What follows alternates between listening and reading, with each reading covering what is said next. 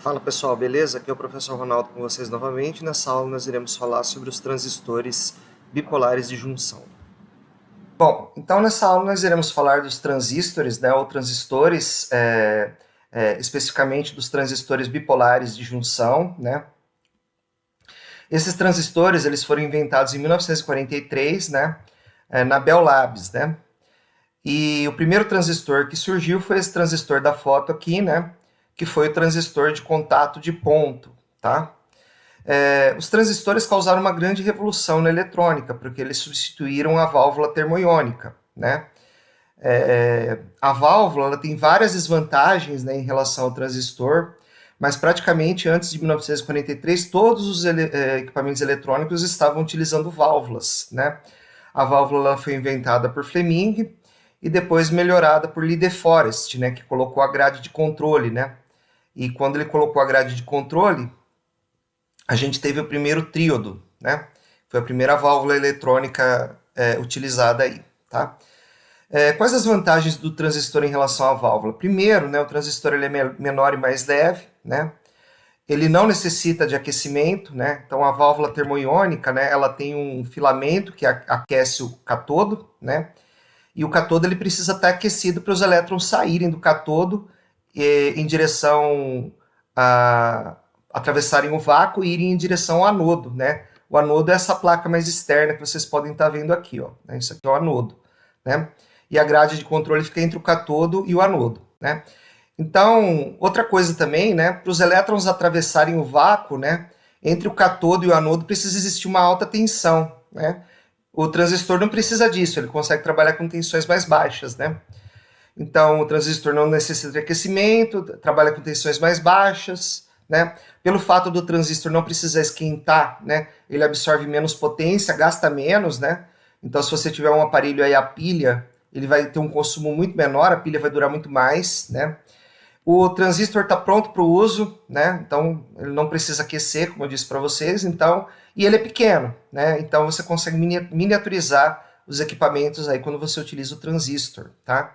O transistor ele foi inventado por esses senhores aqui, né? O Dr. Shockley, que é natural de Londres, né? Nasceu em 1910 e concluiu seu PhD em Harvard em 1936. O Dr. Bardeen, né? Nasceu também em Wisconsin, em 1908, e se formou em Princeton, no doutorado em Princeton, em 1936. E o Dr. Breton, que é um chinês, né? Ele nasceu em Amoy, na China, né? E concluiu seu PhD pela Universidade de Minnesota em 1928. Ganharam o Prêmio Nobel em 1956 por essa contribuição, né? Então, os transistores bipolares de junção, né? Ou BJTs, né? Bipolar Junction Transistors, né? Eles são chamados de bipolares porque eles usam dois tipos de elementos, né? E cada elemento tem os seus portadores de carga específicos. Então, por exemplo, a gente tem um material do tipo P, né?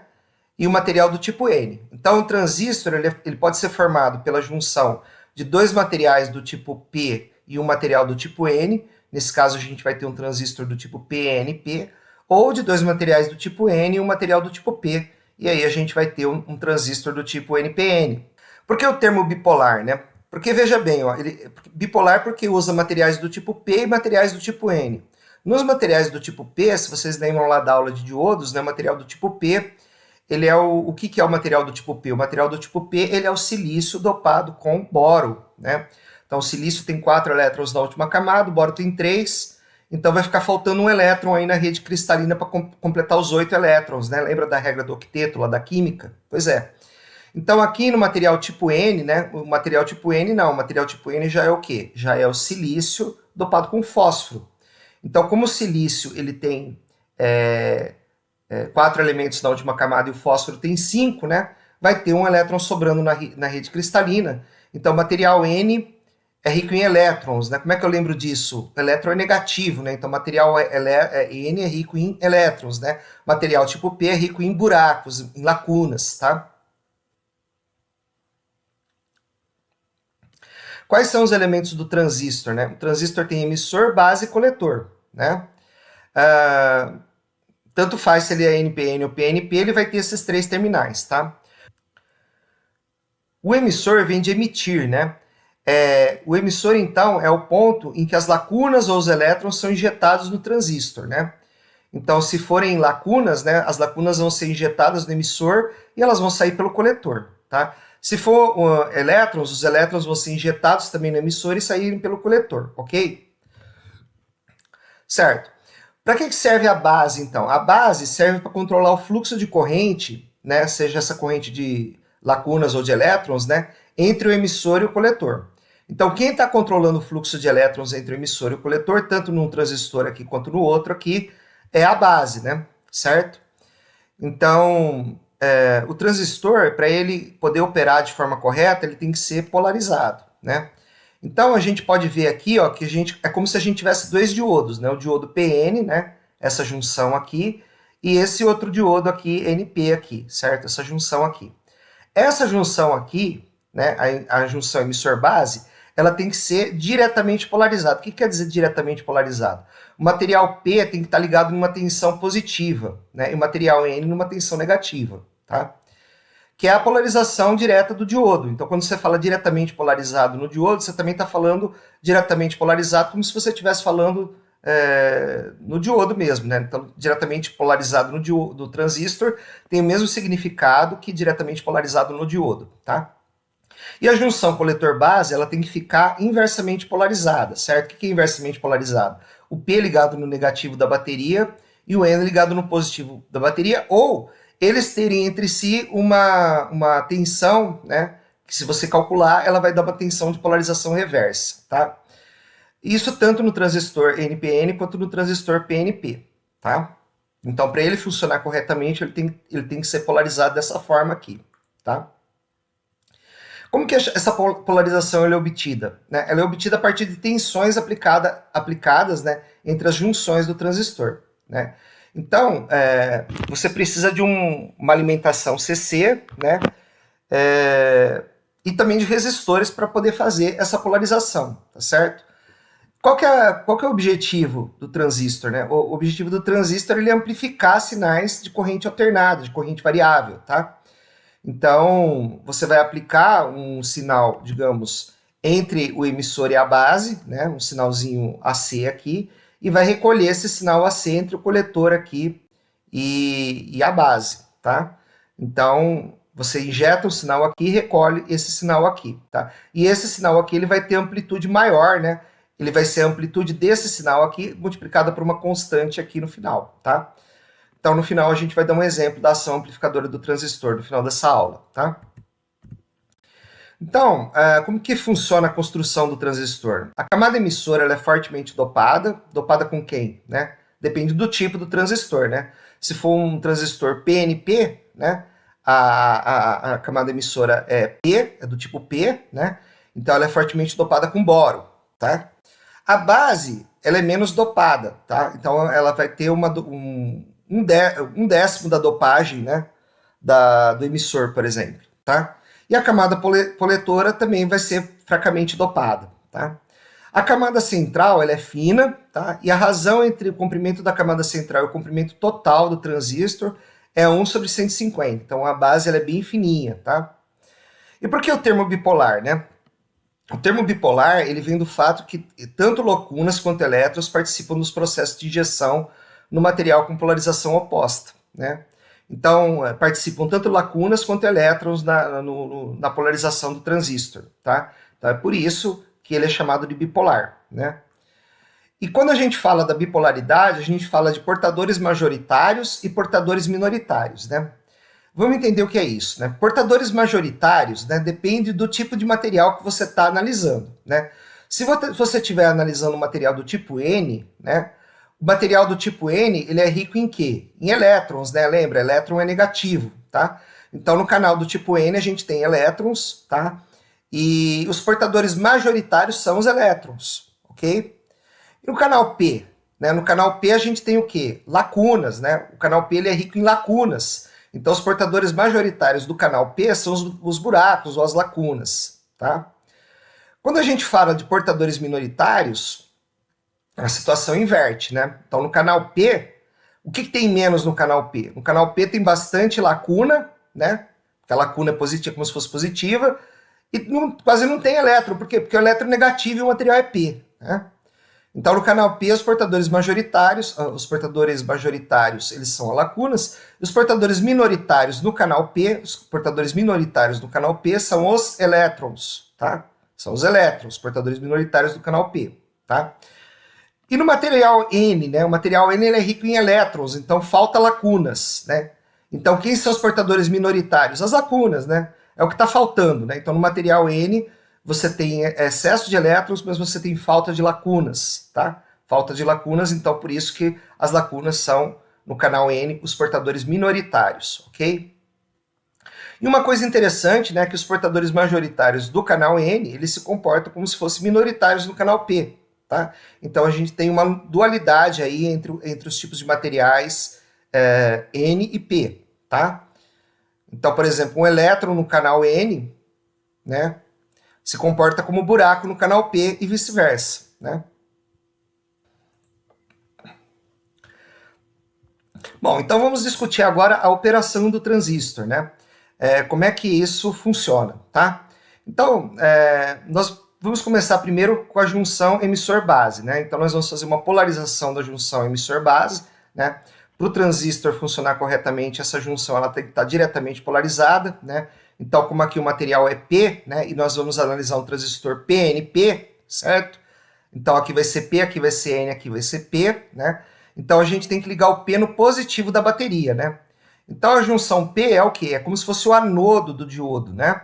Então o anodo do diodo tem que ser ligado no positivo da bateria, o catodo do diodo tem que ser ligado no negativo da bateria, para o diodo funcionar corretamente e deixar passar corrente, né? Se você ligar o diodo inversamente polarizado, não passa corrente, né? Então isso aqui, essa junção PN aqui é como se fosse um diodo, né? E se você está ligando o P no positivo e o N no negativo, vai passar uma corrente por aqui, certo? Chamada corrente de base, tá? A corrente entre emissor e base é chamada de corrente de base, tá? Essa corrente tem um papel muito importante, porque ela funciona como se fosse uma torneira, né? Então imagina o seguinte, né? O que faz a torneira? Ela controla o fluxo de água, né? Certo? Então a corrente de base ela consegue controlar o fluxo entre o emissor e o coletor. A gente vai ver isso, tá? Então beleza. Quem são os portadores que vão passar por vão passar nesse circuito aqui, né? Então se a gente considera o sentido convencional da corrente, os portadores majoritários são como se fossem as lacunas, tá? Então, as lacunas são os portadores majoritários, tá? Do material P, né? Então, os portadores majoritários do material P são as lacunas ou buracos, né? E esses portadores majoritários aqui, eles vão entrar aqui pela base e vão passar pela base e retornar para a bateria aqui, certo? Então, veja que quando você tem essa polarização direta aqui, você tem corrente aqui como se fosse um diodo mesmo, tá? E o fluxo é de lacunas, tá? E nota que existe uma barreirazinha, né? Uma barreirazinha de depressão aqui, que no caso do silício, vale 0,7 volts, né? Então, uma pequena tensão que se opõe à tensão da bateria, e essa tensão aqui, para transistores de silício, né? Sempre vale 0,7, né? Para transistores de germânio, vale 0,3, tá? Então, esse daqui é o primeiro caso aqui em que o coletor está aberto, né? Como que como que a junção coletor-base ela tem que ser polarizada, né? Veja que aqui, ó, a base é comum tanto aos terminais de entrada, que é emissor e base, né? Quanto aos terminais de saída, que é coletor e base. Então a gente diz que essa configuração é uma configuração de base comum. Então, como essa junção base-coletor aqui ela está polarizada reversamente, o que vai acontecer com a barreira de depressão, né? A mesma coisa que acontece com a barreira de depressão do diodo, quando o diodo é polarizado reversamente, né? A gente vai ter uma barreira de depressão aqui, né? A gente vai aumentar a quantidade ou seja, os elétrons, os buracos que estão no canal P vão passar para o canal N aqui, né? Vão tapar mais o canal N, e esses buracos que estão aqui vão passar para o canal P, né? Então isso aqui vai aumentar a barreira de depressão, certo?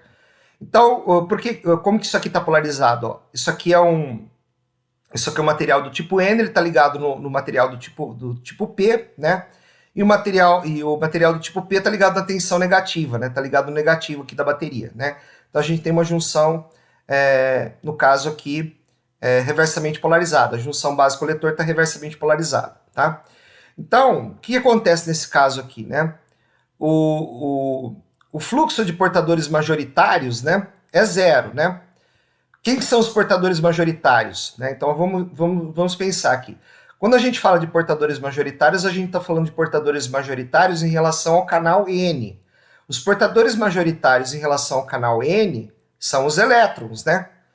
Então, não vai ter fluxo de elétron daqui para cá, certo? Então não vai ter fluxo de elétron daqui para cá, né? Mas vai ter um fluxo de buracos aqui, né? Vai ter um fluxo aqui de portadores minoritários, né? Esse fluxo de portadores minoritários, esse fluxo de lacunas daqui para cá é bem pequenininho, tá? Isso aqui é uma corrente de fuga, tá? Certo? É uma corrente de fuga entre a base e o coletor, né? Então, esse fluxo de portadores minoritários, o fluxo é então de portadores minoritários do material N, buracos para o material P, da base para o coletor, né? Então, se você aumentar a tensão reversa, também é um aumento da barreira de depressão, né? Esse aumento da barreira de depressão pode diminuir esse fluxo, tá? Certo? Então, é esse caso aqui, quando você tem o emissor aberto, você tem uma corrente de fuga pequenininha aqui de portadores minoritários em relação a quem? Em relação ao material do tipo N. E os portadores minoritários em relação ao material do tipo N são as lacunas. Então, você tem um fluxo pequenininho de lacunas aqui, passa uma correntezinha muito baixinha, chamada corrente de fuga, tá? Aí a pergunta que você faz é o seguinte: por que os portadores minoritários, eles atravessam com facilidade a barreira de depressão, né? Você tem poucos portadores minoritários aqui, mas eles conseguem atravessar, né? Por que eles têm facilidade de atravessar e os portadores majoritários, que são os elétrons, não, né? Porque os portadores minoritários, né, que no caso são as lacunas, né, eles se comportam como portadores majoritários na região P, né? Então, para esses portadores, para as lacunas, é como se a região estivesse diretamente polarizada, ou seja, é como se isso daqui fosse um diodo, né, diretamente polarizado. Mas como você tem pouquíssimos portadores aqui minoritários, né, a corrente vai ser pequenininha, tá? Ok? Então é por isso, essa é a explicação do porquê você consegue, o positivo consegue passar para cá, né? Consegue passar do material N para o material P, certo? E aí o que acontece quando você liga, né, as duas fontes de alimentação aqui, né? Ou seja, quando você polariza a base emissor no sentido diretamente polarizado e a base e o coletor no sentido reversamente polarizado, né? Os portadores majoritários do canal P, né, os elétrons, né, entram no canal N. Quando eles entram no canal N, eles se transformam em portadores minoritários, tá? E aí você sabe que os portadores minoritários, pelo que a gente falou ontem, eles vão passar para o material P, né? Eles têm facilidade de passar para o material P, né? Então eles podem atravessar com facilidade essa barreira de depressão aqui, que é esse pretão aqui, certo? Por que esse pretão é grande? Por causa da polarização reversa, né? Esse pretinho aqui também é uma barreira de depressão, mas é uma barreira de depressão de 0,7 volts. Por quê? Porque aqui está se comportando como um diodo diretamente polarizado, e isso daqui é 0,7 volts, certo? Então, ao chegar no material P, eles voltam a ser portadores majoritários e eles voltam aqui para a bateria, né? Aí a pergunta que você se faz é o seguinte, né? Todos os portadores que entram no N passam que entram na base, né, que é o canal N, todos eles passam para o material P, né? Sim, porque a base é muito fininha, né? É por isso que a maioria passa para o canal P e somente um pouquinho aqui passa de volta para a base aqui, de volta para a bateria aqui, que está polarizando aqui a junção emissor-base, certo? É porque a base, por construção do transistor, ela é fininha, e ela é fininha justamente para que poucos elétrons saiam do N aqui, né, e passem para cá, para que a corrente de base seja pequena, e para que a corrente de base, sendo pequena, ela possa ter um grande controle, um grande efeito sobre a corrente de coletor, certo? Então observe que a região de depressão existe tanto na junção diretamente polarizada, quanto na junção reversamente polarizada, como a gente falou, mas na junção reversamente polarizada ela aumenta com a tensão entre coletor e base, né, com a tensão reversa. Se você aumentar a tensão reversa, você aumenta a barreira de depressão. Isso vai ter efeito no fluxo de elétrons do emissor para o coletor? Depende da configuração do transistor, né? Se for base comum, não, né? Mas se for emissor comum, sim. A gente vai ver que tem esse efeito, tá? Então, na configuração lá, muitos portadores majoritários, lacunas da região emissora tipo P, vão se difundir no material tipo N, e esses portadores vão passar para a região do tipo C, né? A maioria vai passar para cá, e pouquinhos deles vão para a corrente de base, né? Aí a pergunta que você se faz é, esses portadores contribuirão para a corrente de base ou escaparão da base indo direto para o material do tipo P? A gente já respondeu, né, que a maioria vai para o material tipo P, né, e pouquinhos aqui passam na base porque a base é muito fina, né? Então a maioria dos portadores passará para o material tipo P do coletor porque a base é fina, né? Então a base é fina justamente pela própria construção do transistor, tá? E como a base é muito fina, uma corrente bastante baixa passará pela base, que é uma corrente da ordem de microamperes, né? Já a corrente do emissor, corrente de emissor para o coletor é da ordem de miliamperes. Então houve uma injeção de portadores minoritários, buracos na base, né? Como praticamente todos os portadores minoritários atravessaram para o coletor, eles são responsáveis pela corrente de coletor IC, né? Então se você olhar aqui, né, o transistor aqui, o transistor, ele está funcionando como um nó, né? Então, a corrente de emissor, ela se divide em corrente de base, mas corrente de coletor, né? Então, a gente tem essa fórmula aqui, corrente de emissor é igual a corrente de base, mais corrente de coletor, né? E a corrente de coletor é o quê? A corrente dos portadores majoritários, que são os portadores que saem do emissor aqui, né? Que são as lacunas, né? Mais uma corrente de portadores minoritários aqui, que são os elétrons, né? Pouquíssimos elétrons passam para cá, né? Esses elétrons aqui são responsáveis pela corrente de fuga, que é chamada ICO, né? Então, esse ICO é devido aos portadores majoritários, esse O é de open, né? Mas o que está aberto, né? O que é open, né? Então, essa corrente de fuga é a corrente de coletor com o emissor aberto, né? Então, essa corrente ela vai acontecer, né? Quando você tiver o emissor aberto aqui, você vai ter somente a corrente de fuga, como a gente viu aqui, ok? A corrente dos portadores minoritários é chamada corrente de fuga e ela é da ordem de microamperes ou nanoamperes, tá?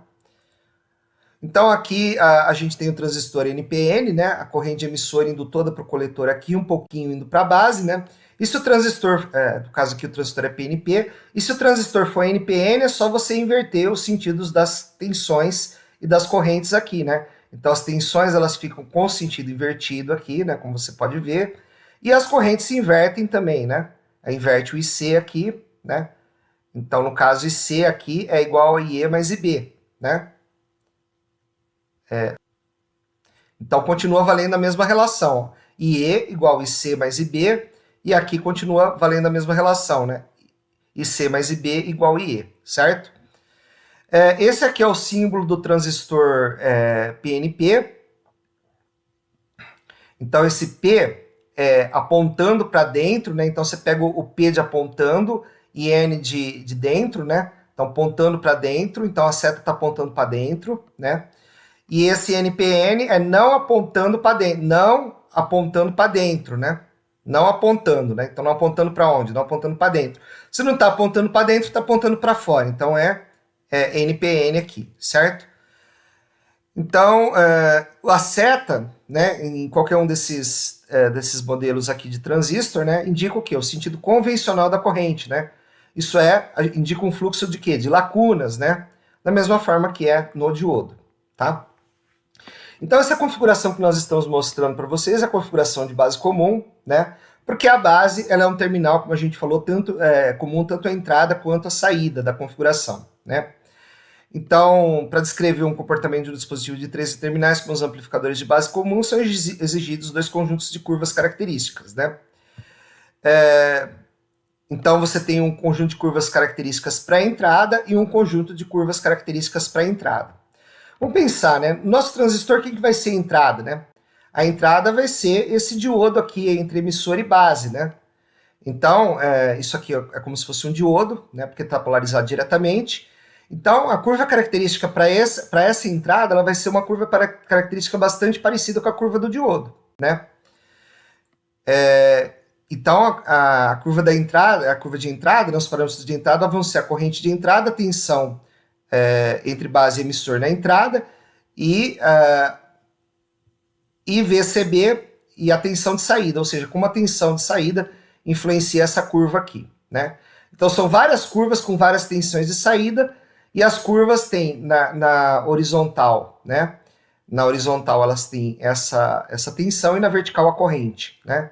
Então, na horizontal elas têm a tensão e na vertical elas têm a corrente, certo? E aqui para vários valores de VCB, certo? Então essas são as curvas de entrada. Então você observa o seguinte, os parâmetros de entrada relacionam a corrente de entrada, que é a corrente de emissor, no caso da configuração de base comum, com uma tensão de entrada VBE, né? Então você tem uma tensão entre base e emissor, vai ter uma corrente de emissor aqui e uma corrente de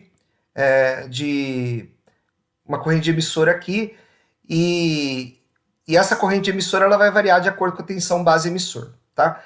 E o VCB, né, a voltagem entre coletor e emissor, ela vai influenciar essa curva? Vai influenciar, né? A curva fica mais íngreme conforme você vai aumentando a tensão entre coletor e base, né? Entre coletor e base, né? Então, são essas curvas características aqui para a entrada, tá? Mas, na verdade, quando a gente considera essas curvas aqui, a gente considera o modelo do diodo ideal, tá? Então, a gente dificilmente vai usar uma curva desse tipo aqui, tá? A gente só usa essas curvas quando a gente faz análise mesmo, tá? Do transistor. E aí a gente tem o conjunto de curvas de saída, né? Que relaciona a corrente de saída com a corrente de entrada, em função da tensão de saída, que é a tensão entre coletor e base.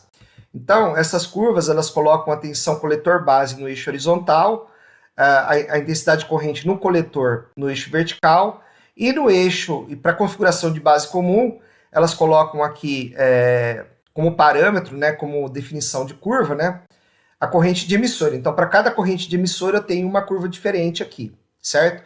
Se fosse configuração de emissor comum, como a gente vai ver, aqui não seria corrente de emissor, seria corrente de base. Mas para configuração de base comum, aqui é corrente de emissor, certo? Então, esses são os parâmetros de saída que relacionam a corrente de saída com uma tensão de saída, que é uma tensão entre coletor e base, tá? Para várias correntes de entrada, certo? Para várias correntes de entrada aí. Então, cada corrente de entrada vai te definir uma curva diferente. Essas curvas são as curvas de nível, tá? Bom, quando a gente utiliza um transistor, tá?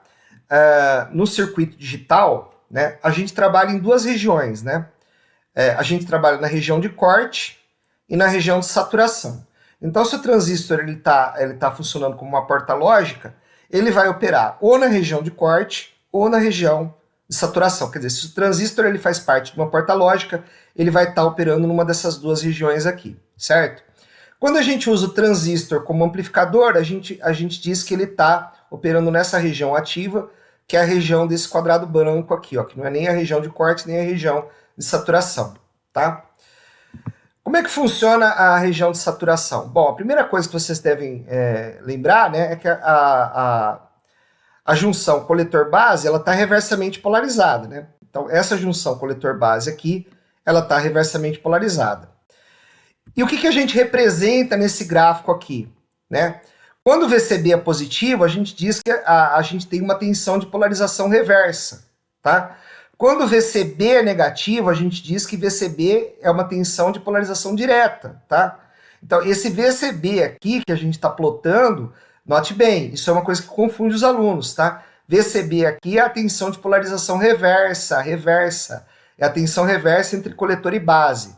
Se ele estiver diretamente polarizado, se essa junção VCB, coletor base, ela estiver diretamente polarizada, esse valor de VCB vai ser negativo. Então, você vai estar desse lado aqui, tá? Então, na região de saturação, VCB é menor que zero, né? E qualquer aumento da tensão entre base e coletor, né? Entre base e coletor, que é o aumento da tensão VCB, o que seria um aumento, né? Você está aqui, você vem para a direita, né? Você está nessa região aqui, por exemplo, do menos 1, sair para 0. Isso daqui é um aumento, certo? Então, qualquer aumento, né, da tensão VCB vai causar um aumento linear bem íngreme de baixa resistência, né, de corrente, até um ponto no máximo de corrente, né? Então, esse máximo de corrente aqui, a partir daqui você já entra na região ativa, né? A chave, o transistor como chave, continua fechado, mas você tem uma tensão entre coletor e base que não é mais zero, né? A tensão, se você for trocar o transistor por uma chave, a tensão entre coletor e base tem que ser zero, porque uma chave ela não tem resistência elétrica, né? Então, à medida que você vai aumentando aqui a corrente, né, de emissor, né, certo? Você vai chegar a um ponto que essa corrente para de aumentar, ela estabiliza, e aí você entrou na região ativa, tá? Esse ponto de máximo, né, é justamente a corrente de emissor, né? Então a corrente de emissor é aproximadamente igual à corrente de coletor, né? Então a corrente de coletor, quando ela estabiliza no máximo, ela é igual à corrente de emissor, tá? Então a corrente de coletor aqui na saturação, ela vai aumentando, vai aumentando, vai aumentando, até que ela estabiliza no máximo de corrente de coletor, e essa corrente máxima de coletor é igual à corrente de emissor que você está injetando ali na junção entre base e emissor, tá? Isso é, o transistor deixa passar toda a corrente possível. Essa corrente é limitada somente pela corrente de emissor. Né? Então, na região de saturação, a voltagem entre coletor e base é zero, né? Então o transistor é como se fosse uma chave fechada. E aí, conforme você vai aumentando a corrente de emissor, a tensão entre coletor e base vai aumentando, então é como se o transistor ele essa chave, que é o transistor, começasse a oferecer resistência, né? Porque conforme você aumenta a resistência, você aumenta a tensão também, né? Então, conforme você aumenta a tensão, a resistência do transistor está aumentando aqui, tá? E a gente tem a região do corte. Como que a gente define a região do corte, né? Quando não passa corrente de base. Porque se não passa corrente de base, também não vai passar corrente no emissor, né? Então, o que você precisa, né? Voltando lá atrás, né? O que você precisa para você ter uma corrente de base, né? Você precisa ter uma corrente de emissor, né? Mas para você ter uma corrente de emissor, você tem que vencer esse 0,7 volts aqui da barreira de potencial, né? Então, a sua tensão entre emissor e base, ela tem que ser maior que 0,7, tá? Para você poder ter uma polarização direta, para poder passar corrente aqui, para a corrente de base ser diferente de zero. E a corrente de base sendo diferente de zero, a corrente de emissor vai ser um múltiplo, né? Vai ser beta vezes a corrente de emissor, é beta, um valor aí, vezes a corrente de base, né? Esse beta é aproximadamente 100, né? Porque a corrente de base é da ordem de microamperes, enquanto a corrente de emissor é da ordem de miliamperes. Quer dizer, a corrente de emissor é 100 vezes maior do que a corrente de base, né? Era de se esperar isso, porque a base ela é 100 vezes mais fina do que o emissor, né? Então era de se esperar que acontecesse isso daí, tá? Então, quando você tem o VBE, né, a tensão entre base e emissor menor que 0,7 volts, você não venceu a barreira de depressão. Então, a corrente de emissor vai ser zero, não vai ter corrente de base. Então, se não vai ter corrente de base, também não vai ter corrente de coletor, né? Porque a corrente de emissor é aproximadamente igual à corrente de coletor, né? Então, se não tiver corrente de emissor aqui, não vai ter corrente de coletor. Então, o transistor não deixa passar nada, então a resistência dele é infinita, e ele é como se fosse uma chave aberta, né? Então, em circuitos digitais, ou você usa o transistor na saturação, ou você usa o transistor no corte, tá? Em circuitos analógicos, como amplificador, quando você usa o transistor como amplificador, você usa a região ativa, tá? Também conhecida como região linear, tá? Então, nessa região ativa, IC é aproximadamente IE, né? E o IE é igual a IC mais IB, tá?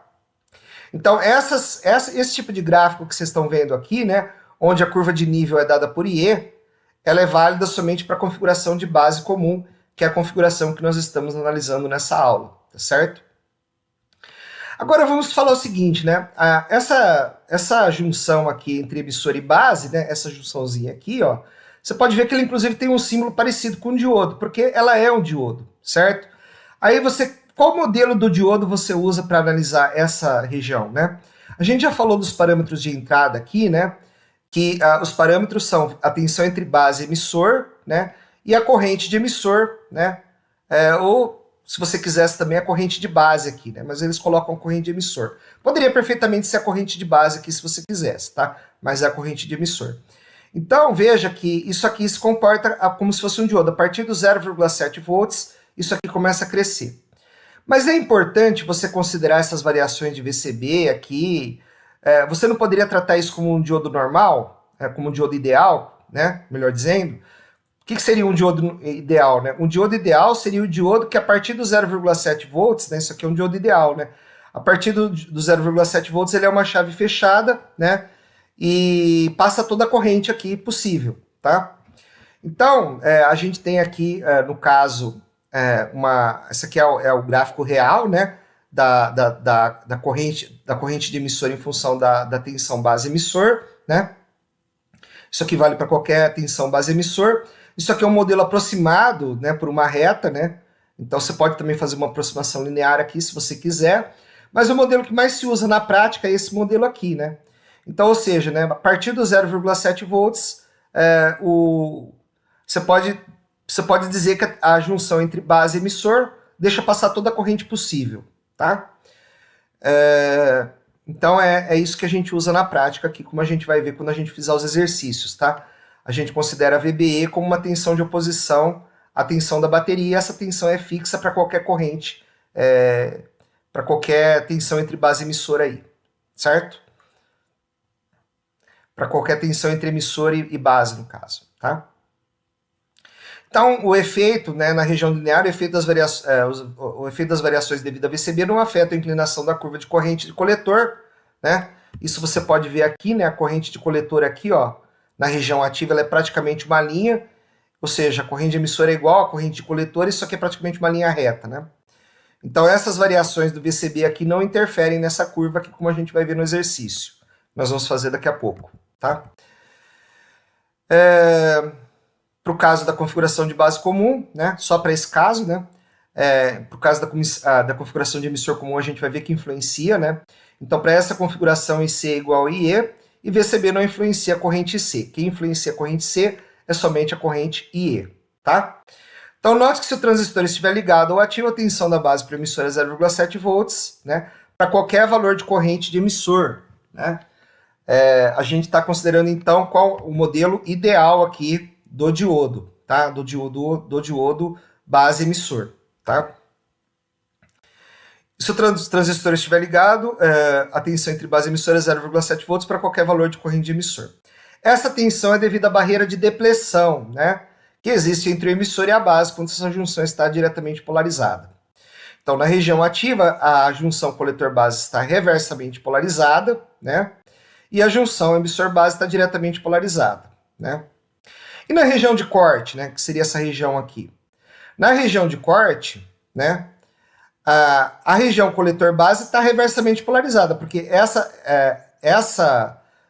curva, esse VCB aqui positivo, indica que a tensão que VCB está reversamente polarizado, como a gente já falou, certo? E então a junção entre coletor e base está, né, reversamente polarizada. E a junção entre base e emissor? A junção entre base e emissor também é menor que 0,7 volts, tá? Se a junção entre base e emissor é menor que 0,7 volts, né, ou ela está reversamente polarizada, não vai passar corrente de base. A única corrente que vai passar é a corrente entre coletor e base para emissor aberto, que a gente já viu que é a corrente ICO, né? Ok? Então, observe que VCB no gráfico é a tensão de polarização reversa, isso é, quando o VCB é positivo, né? Então, esse VCB positivo aqui indica a tensão de polarização reversa, a gente já falou isso várias vezes, né? E a junção coletor-base está inversamente polarizada. E a tensão emissor-base, se ele estiver no corte, a tensão entre base e emissor é menor que 0,7 volts, né? Então a gente, mesmo que ela esteja polarizada, se ela for menor que mesmo que ela esteja diretamente polarizada, se ela for menor que 0,7 volts, não vai passar corrente de base. Se ela tiver reversamente polarizada, pior ainda, né? Certo? E essa corrente aqui, ó, ICO ou ICBO, como aqui é miliamperes, essa corrente é da ordem de microamperes, se você for plotar ela no gráfico, ela praticamente está em cima do eixo horizontal aqui, certo? Então, o IE aqui no corte é 0 miliamperes, tá? E na região de saturação, né? Na região de saturação, né, o VCB é menor que 0, né? Então o VCB menor que zero ele está aqui. E se o VCB menor que zero, nesse caso aqui, né, indica que a junção coletor-base está diretamente polarizada, né? Então, ao contrário do que está aqui na figura, tá? Então, na região de saturação, as junções coletor-base e base-emissor estão diretamente polarizadas, né? Então, VCB menor que zero e VBE é maior que 0,7, tá? Então, a tensão entre base e emissor é maior que 0,7, porque se for menor que 0,7, não vai passar corrente de base, né? Então, mesmo o VCB sendo negativo aqui, não vai passar corrente nenhuma, porque VBE não é maior que 0,7. Ele sempre tem que ser maior que 0,7 para você poder saturar o transistor aí, tá? Então, essa é a região de saturação, essa é a região de corte e essa é a região ativa, tá? Vamos fazer um exemplo aqui, né? Usando as curvas características da figura 3.8, determine a corrente de coletor resultante para uma corrente de emissor de 3 mA. Então aqui a gente tem uma corrente de emissor de 3 mA, certo? 3 mA aqui é a corrente de emissor, né? Como a gente vê, essas curvas de níveis aqui são a corrente de emissor, tá? Como é que a gente... para IE igual a 3 mA e VCB é 10 volts, né? Então, para IE igual a 3 mA e VCB é 10 volts, né? Quanto que vai ser a corrente de coletor? Vai ser 3 mA, né? Só consultar o gráfico aqui. Não tem segredo nenhum, ó. IE é 3 mA, você vai pegar essa curva de nível aqui, certo? VCB igual a 10 volts, você vai subir uma reta vertical aqui nos 10 volts do VCB aqui, vai encontrar nesse ponto, vai olhar no gráfico, dá 3. Então, 3 mA aqui, não tem segredo nenhum, tá? Aí o B, ele diz o seguinte, ó, utilizando as curvas características da figura 3.8, determine a corrente de coletor resultante se IE permanecer em 3 mA, mas VCB foi reduzida para 2 mA, né? Então, você está com VCB aqui em 10 mA, você quer reduzir ele para 2 mA aqui. Ele quer saber se isso daqui vai afetar a corrente de coletor, né? Lógico que não, né? Porque isso aqui é praticamente uma linha reta, né? Então, o efeito da variação de VCB, como a gente já falou lá atrás, é desprezível e IC continua a ser 3 mA, né? Por último, né, ele pergunta assim, ó, utilizando as curvas características das figuras 3.7 e 3.8, determine VBE, se IC é 4 mA e VCB é 20 volts. Então, o que você vai fazer? Ó, VCB, tá? IE é 4 mA, né? O que ele falou lá, né? Vamos ver lá. Ó. IE e C é 4 mA, né? Então, e VBE, VCB, né? IC é 4 mA e VCB é 20 volts. Então, é VCB e IC, certo? Certo? VCB e IC. Então, a primeira coisa, você vai consultar essa curva aqui para obter o quê? Para obter o IE, certo? Então, ó, veja bem, ó, ele quer achar o VBE, né? Ele te deu IC 4 mA, VCB 20 volts, ó. Então, IC 4 mA é uma reta horizontal nessa curva aqui, ó, certo? Uma reta horizontal dessa curva. VCB 20 volts é uma reta vertical aqui nessa curva. Os dois se encontram aqui e a corrente aqui de emissor, né, IE, né? Aqui a curva de nível é IE, certo? Então, essa curva de nível é IE igual a 4 mA. IE igual a 4 mA, agora você vai no outro gráfico. Ó. O outro gráfico é IE para o VBE. Então, IE 4 mA, você vai traçar uma reta horizontal aqui no IE, quando o IE vale 4 mA. Essa reta vai encontrar essa exponencial aqui, nesse ponto. Esse ponto aqui é 0,6, aqui é 0,7, aqui é aproximadamente 0,74 volts, tá? Então, o seu VBE vai ser de 0,74 volts, ok? Vamos voltar lá para o D, né? Repetir o item C utilizando as curvas características da figura 3.8 e 3.10. Bom, 3.8 é essa curva aqui que a gente já sabe, né? Mas a 3.10 é a curva do diodo ideal, né? O que acontece se você troca a curva do diodo por uma curva do diodo ideal? A curva do diodo ideal, né, o VBE, ela é uma reta vertical quando você chega aqui na tensão de 0,7.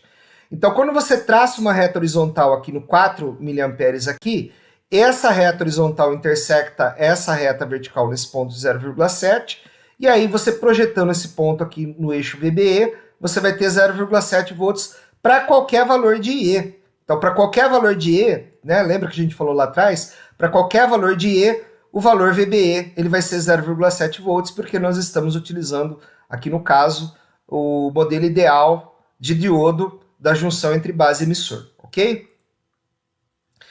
A gente tem um parâmetro, né, para configuração de base comum, que é o alfa, né? O alfa de corrente contínua é definido como uma relação entre C e IE, né? E C é ligeiramente menor do que IE, né? Porque você tem IC, IE, IB mais IC, né?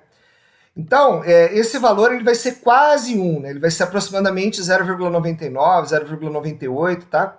Porque IC é um pouquinho menor do que IE, né?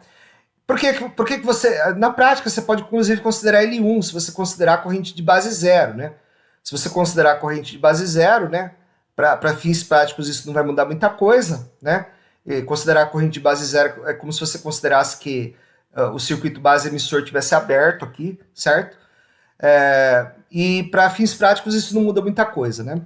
Então, IC, né? A corrente de coletor é a corrente de emissor... vezes um alfa, né? Então, se você pegar aqui, ó, quem que é a corrente de coletor? É alfa CC vezes IE, né? Então, a corrente de coletor é alfa CC vezes IE, mais aquela correntezinha de fuga que a gente falou lá atrás, tá? Que é a corrente para emissor aberto, tá? E a gente tem também o alfa C, né? Ah, mas professor, eu não entendo o que é esse alfa C, né? Alfa C é a variação de C dividida pela variação de E. O que acontece, né? É que quando você faz a polarização do transistor, né, que a gente vai falar daqui a pouco, a gente tem um ponto de operação dele, né? Esse ponto, conforme você aplica um sinal para ser amplificado, esse ponto pode tanto ir para cima quanto ir para baixo, né? Então, se você quiser o alfa, se você quiser o alfa AC, né, você simplesmente vai pegar o alfa DC, né? O alfa DC você vai simplesmente pegar esse cara aqui, né? O IC dividir por IE, certo? E se você quiser o alfa AC, você vai ter que considerar a variação do IE aqui, né? Aqui não é IE, aqui é IB, mas imagina que isso aqui é IE, tá? E você está calculando a variação aqui. Isso daqui seria a variação AC, tá? Bom, vamos falar da resistência de entrada do transistor, tá? A resistência de entrada, né, é a variação que você tem entre a tensão base emissor dividida pela variação que você tem na corrente de emissor, quando você varia a tensão base emissor. Ó. Então vamos pegar esse gráfico aqui, ó, que te dá a tensão entre a tensão base emissor, a corrente de emissor em função da tensão base emissor, certo? O que você vai fazer aqui, ó? Você vai pegar uma pequena variaçãozinha da tensão base emissora aqui, que vai ser a base desse triângulo aqui, certo? E vai dividir pela correspondente variação aqui da corrente de emissor. Então você vê que esse triângulo aqui, ó, né? Ele tem esse cateto muito maior do que esse daqui, certo? O que significa? Significa que esse cateto aqui é menor que esse. Ora, mas você está dividindo esse cateto aqui por esse daqui, certo? Então, o que vai acontecer com a resistência de entrada do transistor? Normalmente, essa resistência de entrada é baixa, porque ela é divisão desse cateto por esse daqui, ó. Esse é pequenininho e esse é grande, tá? Então, a resistência de entrada é baixa. Já a resistência de saída, ela é definida como a variação entre coletor e base, tá? Por uma variação de C, né? Então, você dá uma variaçãozinha entre coletor e base aqui e vê quanto que variou o IC, tá? Quanto que variou a corrente de saída, né? Como essas linhas aqui, elas são praticamente horizontais, olha lá, elas são praticamente horizontais, mas elas não são horizontais. Então, o que significa isso? Ó? Que quando você aumenta o VCB, o IC, ele dá uma variadinha para mais, né? Essa variadinha do IC é esse cateto aqui desse triângulo aqui, ó. Enquanto a variação VCB é esse outro catetão aqui. Então, você dividindo o VCB por delta IC, né? Como o VCB ele é grandão e o IC, a variação do IC, né, que é o vertical aqui, essa variação do IC é pequenininha, isso daqui vai dar um número grande, então a resistência de saída é grande, tá? Então a resistência de entrada é pequena e a resistência de saída é grande. Mas o que acontece no transistor, né? Tudo que você joga na entrada, toda corrente que você joga na entrada vai para a saída, né? O transistor força o que você está jogando na entrada para a saída, né? Então, se você colocar, se a resistência de entrada é 20 ohms, e você colocar um sinal de 200 milivolts, né, você vai ter uma corrente aqui de 10 miliamperes. Esses mesmos 10 miliamperes vão ser jogados para a saída, e esses 10 miliamperes eles vão passar aqui para um resistor que você colocou aqui de 5k ohms, certo? Então, o que vai acontecer? Esses 10 miliamperes vão multiplicar por 5k ohms aqui, tá? Então, você vai ter aqui, ó, 10 miliamperes vezes 5.000 ohms, né? Então, 10 miliamperes vezes 5.000 ohms vai te dar 50 volts. Então, esses 200 milivolts aqui vão virar um sinal variável de 200 milivolts pico a pico aqui, vai virar um sinal de 50 volts pico a pico aqui, né? Por que ele virou um sinal grande na saída? Porque a resistência de saída é alta e a resistência de entrada é baixa, né? Então, esse 5K que a gente colocou aqui é a resistência de carga, né? Qual que foi o ganho de tensão? Né? A gente amplificou o quê? A tensão aqui, né? É a tensão de saída, que é os 50 volts, dividido por 50 milivolts da entrada. Então, ele pegou o sinal da entrada e multiplicou por 250. Então, esse 250 é o que a gente chama de ganho do transistor, tá? Então, todo transistor ele tem um ganho, né? Ele tem um ganho de tensão, né? E ele tem também um ganho de corrente, né? Então, quando você fala que IC é beta vezes IB, esse beta é o ganho de corrente, tá? Então, como é que o transistor amplificou, né? O transistor ele fez o seguinte, ele transferiu uma corrente de um circuito de baixa resistência para um circuito de alta resistência, tá? Então, ele funcionou como se fosse um resistor de transferência. Daí o nome, Transfer Resistor, né? Transistor, ok? Então, pessoal, essa foi a primeira aula sobre transistores aí. A gente examinou a configuração de base comum e examinou também o funcionamento do transistor, tá? Dúvidas, deixe nos comentários e até a próxima aula.